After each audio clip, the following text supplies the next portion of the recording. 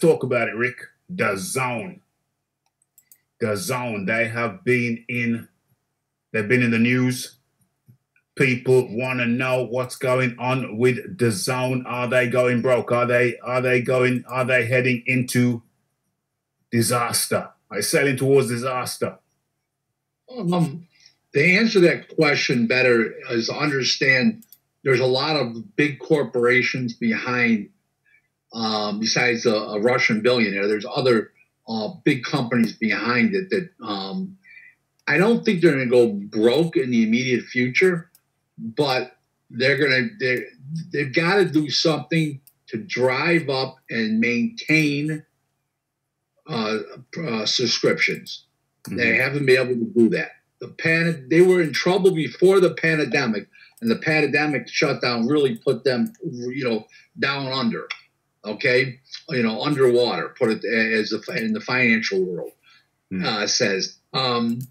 They've been looking to raise capital since last fall. Eddie Hearn has not helped the situation. Eddie Hearn has paid way, way, way too much for fights. He paid Mikey Garcia, and it's everybody's saying $9.7 to $10 million total between them, when in reality that fight was worth about $2.5 million total. Huh. He paid Jacobs and Chavez, Danny Jacobs and Chavez Jr. He paid them $11 million total, and that fight was worth approximately maybe $3.5 million. So that being said, he went on Boxing Scene in an interview, and he said that it was his fault and DAZN's. No, it wasn't DAZN's fault. It was Eddie's fault. Eddie was entrusted to steer the boxing ship for DAZN, and Eddie failed that fiduciary duty. Maybe he didn't have one legally, but he did have one ethically, and he just has failed that. They were relying on Eddie for market value, to know boxing, to know the fighter's values, and he completely failed. And he's put some big fights together, good fights, don't get me wrong. Michael Garcia and Jesse Vargas was a good fight. Was it worth $9.7 million just for that fight? No, sir. Okay, and that's the underside. Maybe it'd been $10,300,000 more. I don't know. It's a mess. Here's the big difference between ESPN and DAZN, just to let everybody realize. Forget about other content like UFC. Forget about other content like Major League Baseball and NCAA college basketball in the U.S. Forget about all that. Let's just go with boxing. Okay.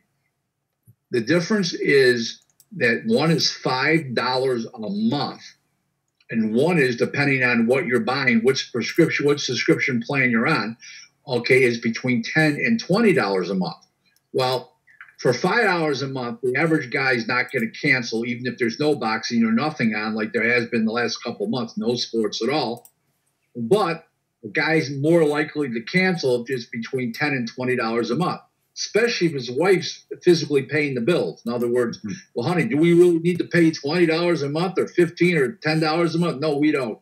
$5 a month? Yeah, leave it on. What the heck? It's only $5. That's people's attitude.